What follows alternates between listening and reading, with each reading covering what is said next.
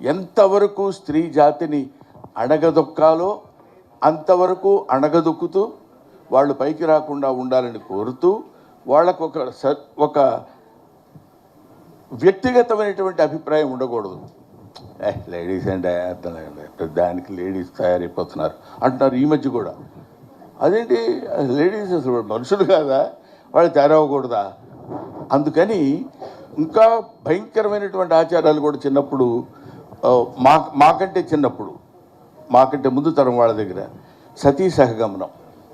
భర్త చచ్చిపోతే భార్యని చితులకు తోసేవాళ్ళు.